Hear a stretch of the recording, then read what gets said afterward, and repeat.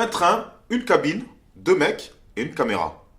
Oh, c'est presque ambigu tout ça. Hein. Sauf que la scène précitée se passe quelque part en Russie. Et là, vous vous dites, oh, mais le type à gauche, mais il est noir. Mais qu'est-ce qu'il fout là-bas? Eh bien, le type à gauche, c'est moi. Et je vais tout vous expliquer.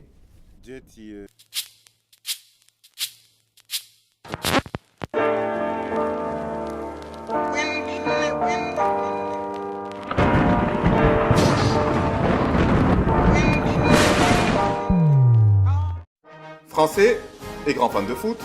L'équipe de France est championne du monde. On me promettait un bel avenir dans le football.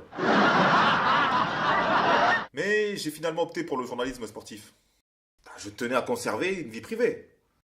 Sur ce qui s'apparente à un coup de folie, j'ai décidé de m'installer 1 an en Russie. Pour voir de plus près à quoi va ressembler leur fameux championnat du monde de football.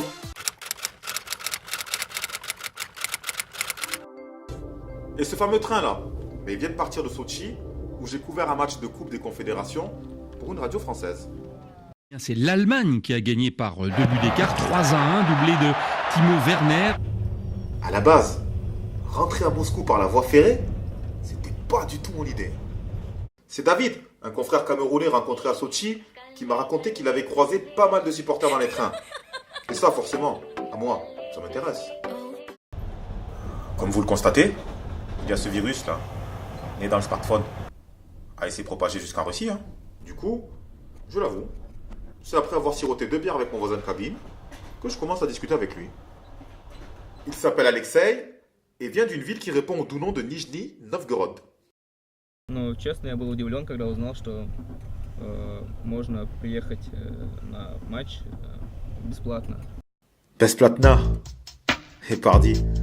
L'Alexei, il a voyagé gratuit jusqu'à Sochi pour aller voir des matchs et tenter, je dis bien tenter, de se dorer la pilule. What else? Это было очень неожиданно, так как поездка стоит денег, а это бесплатно. Для меня это оказалось, наверное, решающим фактором, из которого я и приехал, и посмотрел. То есть... Parce que oui, ça leur arrive aussi d'être raisonnable à la FIFA. La compétition se jouera uniquement dans la partie occidentale du pays. Avec quand même 600 km de distance moyenne entre chaque ville hôte. Hey, vu comme ça, les trains gratuits vont faire des heureux chez les supporters du 14 juillet au 15 juillet 2018. Это будет важно также и на чемпионате мира. Бесплатные поезда будут способствовать, позволят многим людям найти общий язык между поклонниками разных команд, так как они будут сидеть вместе в одном вагоне. Это, мне кажется, это очень интересно. Они будут общаться, говорить о футболе. Это будет такой общий праздник.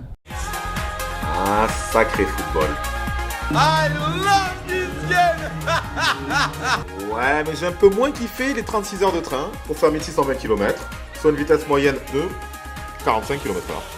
En résumé, un Sochi-Moscou en train, ça laisse le temps de se faire de nouveaux copains, draguer du soir jusqu'au matin, enfin, c'est préférable dans le sens inverse. Et si vous êtes bon, On sait jamais, sur un malentendu ça peut marcher. sinon vous repartirez avec un joli selfie et des souvenirs pour la vie.